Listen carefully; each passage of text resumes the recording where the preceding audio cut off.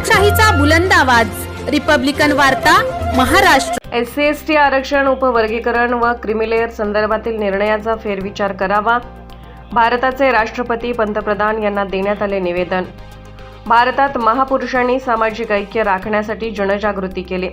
भारतरत्न डॉ. बाबासाहेब आंबेडकरांनी मोठ्या कष्टाने भारतीय संविधानाच्या माध्यमातून विविध जातीसाठी प्रवर्ग निर्माण केले। त्याचे सामाजिक मागासलेपण आणि शैक्षणिक मागासलेपण नष्ट करण्यासाठी आरक्षण दिले आणि त्यांना सत्तेत नेतृत्व दिलं। परंतु सर्वोच्च न्यायालयाने अनुसूचित जाती जमातीची एकता भंग करणाऱ्या आणि घटनेच्या मूळ संकल्पनेचा विचार न करता या SC/ST आरक्षणात उपवर्गीकरणाला मान्यता देत सुप्रीम कोर्टाने क्रिमिलेअर लागू करण्याचे निर्देश दिले। या निर्णयाचा फेरविचार करण्यात यावा अशा या आशयाच्या निवेदनाद्वारे उमरखेड उपविभागीय अधिकारी यांच्या मार्फत राष्ट्रपती व पंतप्रधान यांना पाठवण्यात आले। यात कॅट सरकारने कायदा करून संसदेत अध्यादेश काढावा, जेणेकरून केंद्र आणि राज्य सरकारने अनुसूचित जाती जमाती प्रवर्गात प्रस्तावित केलेल्या जाती आणि क्रिमिलेअरच्या उपवर्गीकरणाच्या निर्णयाची अंमलबजावणी करू नये।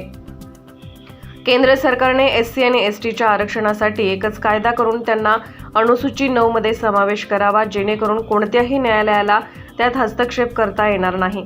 केंद्र सरकारने सर्व जातीची जनगणना करून त्यांच्या लोकसंख्येनुसार आरक्षण द्यावे। खाजगी विद्यापीठे, खाजगी आस्थापना आणि कंत्राटी भरतीमध्ये अनुसूचित जाती आणि अनुसूचित जमातीसाठी आरक्षण लागू करावे।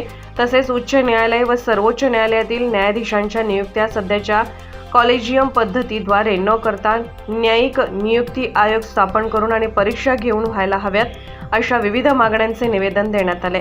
यावेळी रिपब्लिकन सेनेचे जिल्हाध्यक्ष सुनील पाटील चिंचोलकर, भारतीय बौद्ध महासभेचे तालुका अध्यक्ष धम्मदीप काळबांडे, शुद्धोधन दिवेकर, दीपक कांबळे, विजय आठवले, गौतम नवसागरे, नंदू इटकरे, साहेबराव कदम यांच्यासह समता सैनिक दलाचे पदाधिकारी तसेच मोठ्या संख्येने SC/ST प्रवर्गातील बांधव उपस्थित होते। रिपब्लिकन वार्ता न्यूजसाठी विदर्भ उपसंपादक राजेश ढोले, यवतमाळ।